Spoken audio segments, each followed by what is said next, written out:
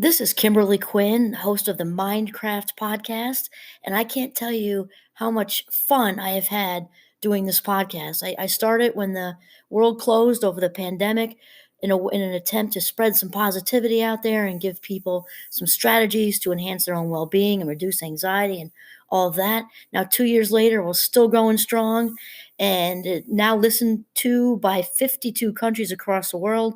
And I've even helped some of my students get going with their own podcasts.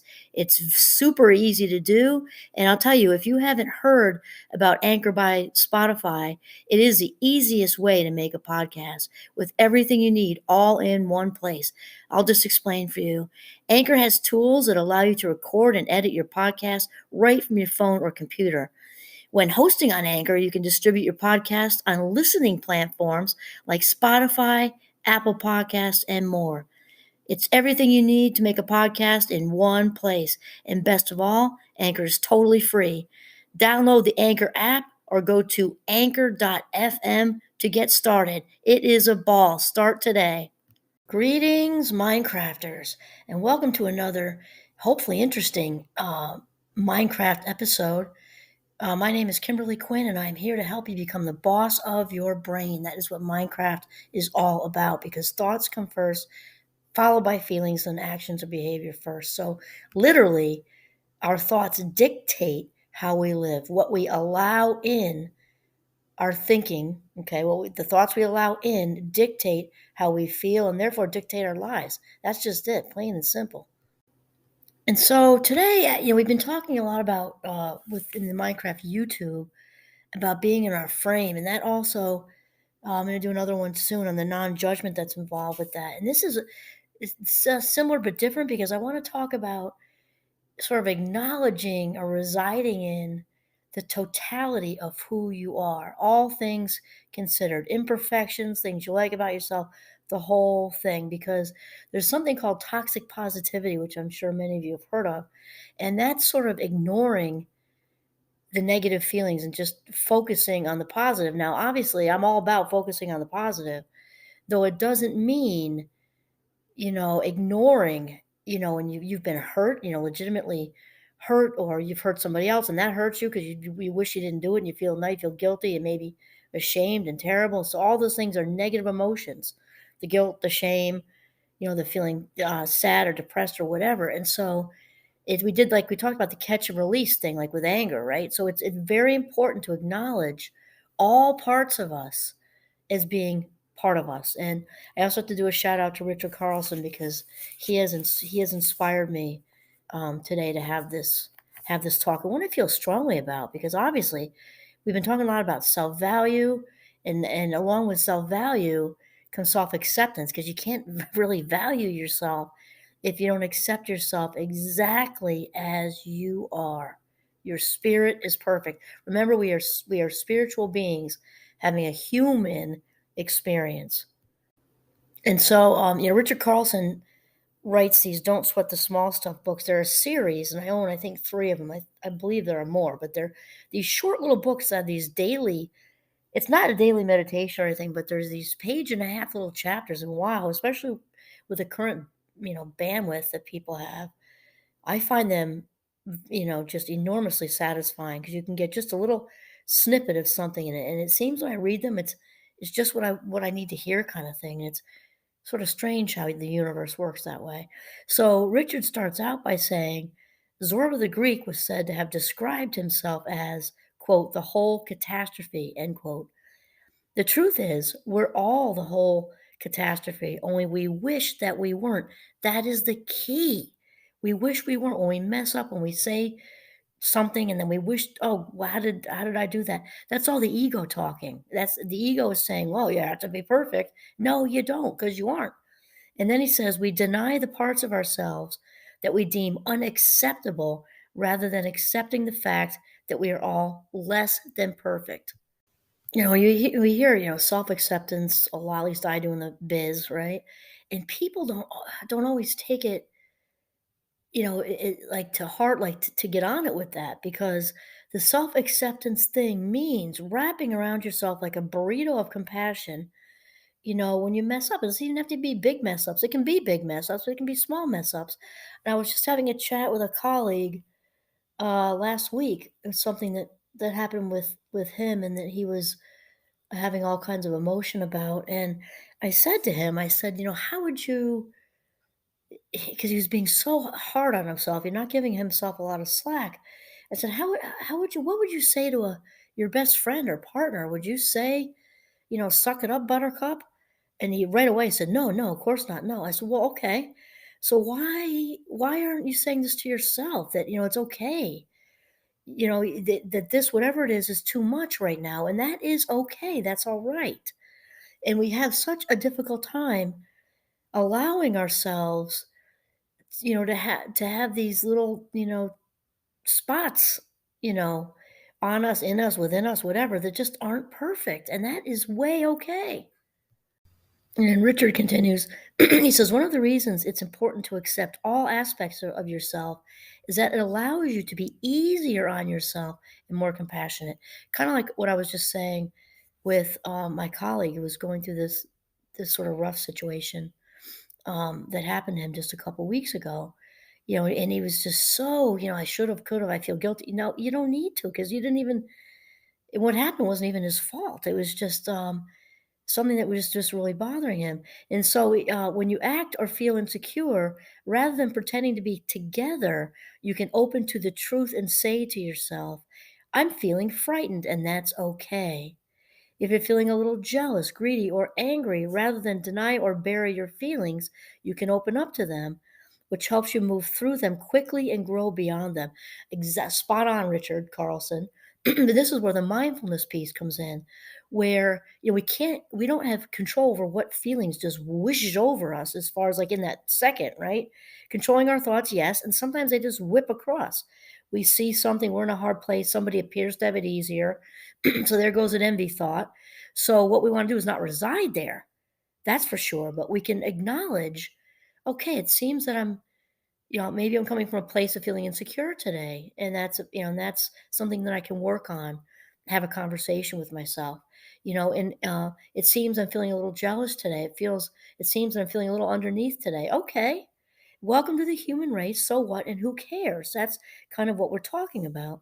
And then he says, when you no longer think of your negative feelings as a big deal or something to fear, you will no longer be as frightened of them. That is so, so, so true. So we're talking about the catch and release thing again. We notice a negative thought, which is going to lead to a negative feeling. Okay. So again, the feelings are big indicators of what's going on in your head. So if you're walking around feeling angry, you have been thinking angry thoughts, like we know that for sure. And then again, we want to validate, wrap around it. Why am I feeling angry? Kind of, reflect on that. Then, like catch and release fishing, let it go on its way, because we want to acknowledge and validate, yet we don't want to reside there. So the toxic positivity, we just ignore it entirely. Healthy, good, genuine, authentic positivity acknowledges, wraps around, reflects, validates, right? And then chooses to consciously get out of that place, because if we are on autopilot, the brain loves patterns and loves to find what it's looking for. So if we don't make a conscious choice to slide out of that into a more positive place, there's a good chance the anger or jealousy or greed or guilt or whatever it is, just going to stir up more anger, jealousy, and greed if you don't make a conscious choice to shift out of it. So that's where being on the Minecraft track comes into play, is the shifting out of it part.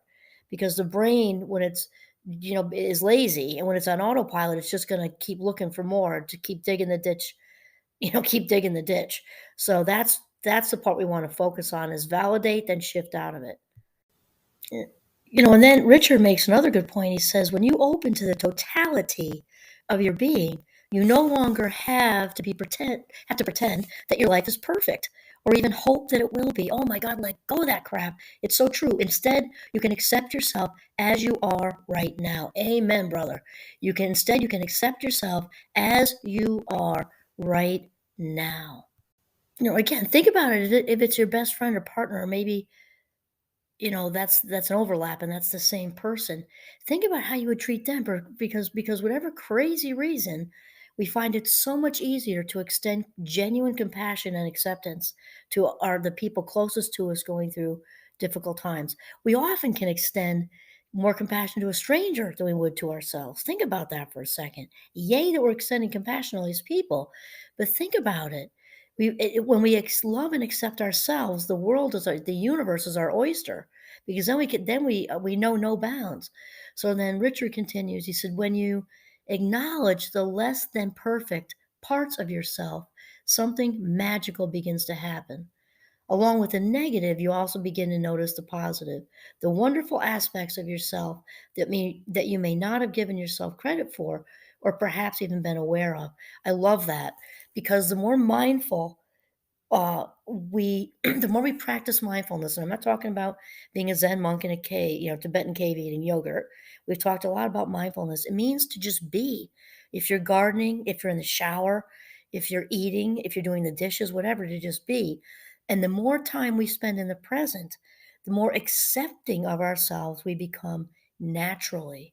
When we are in the present moment, we learn to not judge, and these feelings and these thoughts first, then feelings come flying across, and we learn to just kind of take life as it comes, for lack of a better way to say it. We don't judge ourselves. We can just sit with ourselves and our imperfections and be okay. And then Richard says, you'll notice that while you may at times act with self interest in mind, at other times you're incredibly selfless. Sometimes you may act insecure or frightened, but most often you are courageous. This is so important to remember. I'm thinking of Donald Winnicott's Good Enough Parent. It's actually Good Enough Mother, but 2022 version, Good Enough Parent from the 50s. If we just slide that parent role out of there, okay? Just being a good enough person, because he demonstrated with his research that kids were okay if they had mom and dad, or mom and mom, or whomever, taking care of them the high majority of the time when they were hungry, angry, sick, or tired, and picked them up and held them most of the time.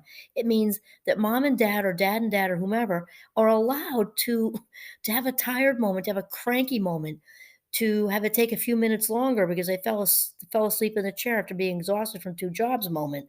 Whatever. The kids grew up happy and successful, and success defined in a gazillion different ways, just well adjusted, happy adults. So if we slid that parent part out of there, the role, the good enough, and we just gave ourselves, the role of good enough person. Okay, so maybe I was jealous. You had a jealous moment yesterday. Maybe I had an annoyed moment, you know, whatever. Maybe I had whatever, angry moment. Most of the time, or an insecure moment, most of the time, like he says, most of the time I'm courageous. Most of the time I feel secure. Most of the time I'm not jealous. Most of the time I'm not greedy. And you know what? I've had a lot of really good selfless moments when I freely gave of my time and stopped what I was doing to listen to someone. Maybe I did something for somebody overtly, help somebody in a very compromised position. Maybe it was extending kind thoughts to someone from my living room couch because it came into my head what a hard time they're having. So I sat there and just sent them the good vibes. All of this matters. We are good, courageous, secure, selfless, loving, kind, compassionate, whatever, most of the time, or even more often than we're not.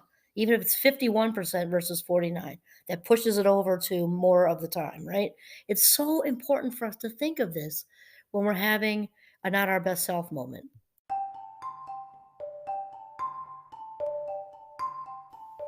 Okay, so here's the thing, Richard and I are in agreement on this, that opening up to the totality of your being, the whole and complete person you are, including the imperfections, he said, is like saying to yourself, I may not be perfect, but I'm okay just the way I am. I may not be perfect, but I'm okay just the way I am. When negative characteristics arise, you can begin to recognize them as part of the bigger picture.